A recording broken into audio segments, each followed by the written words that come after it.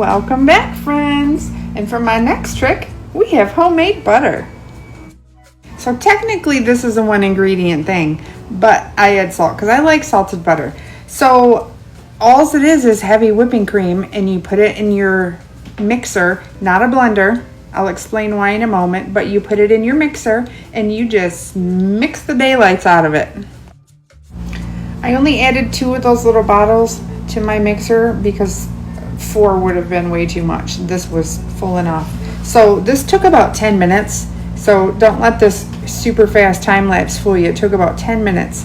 And after 10 minutes, this is what we got. At this point, we're at a whipped cream consistency, and it is whipped cream. You could, if I hadn't put salt in it, you taste it, and it is straight up whipped cream.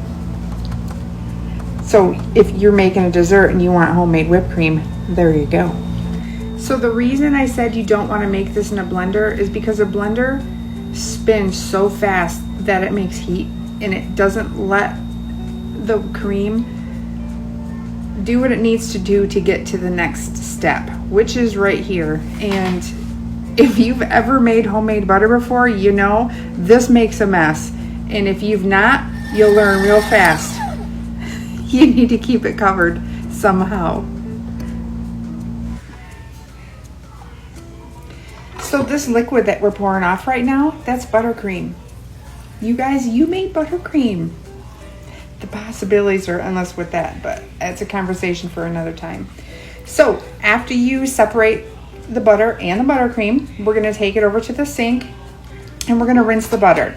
The buttercream I put in a mason jar and I just stuck it in my fridge until I'm ready to make something, which you should probably use it within a week.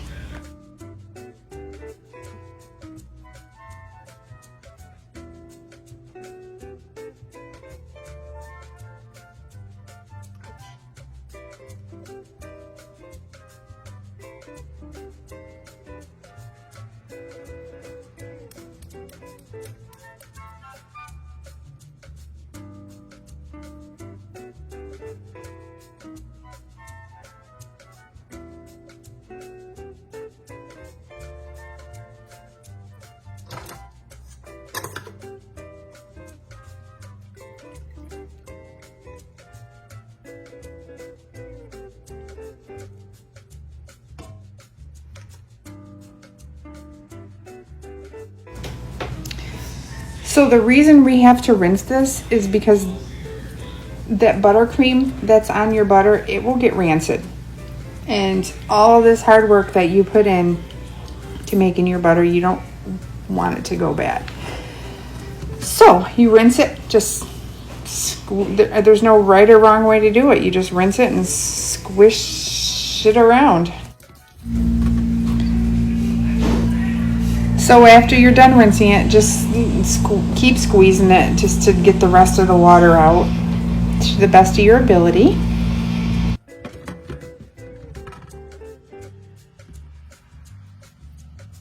Whenever I make homemade butter, I make it with the intent of freezing it in the size of sticks like this. I was recently given this container and it couldn't have worked out more perfect. It's the same width, height, and length. So I line it with some parchment paper because that'll just make it removing it so much easier when it's frozen. What I also do that I don't think I got at the end of this little butter clip is I pre-cut the stick sizes because there's no way when it's frozen solid that I'll be able to break it in the sections sizes that I need.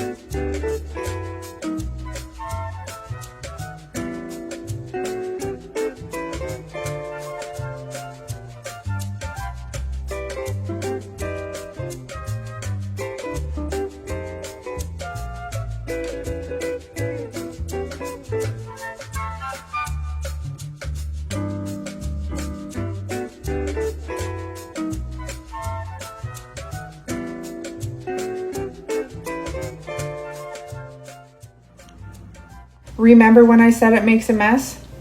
Yeah, this is why I wear an apron. I cannot do anything without making a huge mess. But the butter is worth it.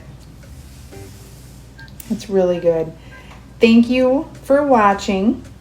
Let me know if you've made your own homemade butter.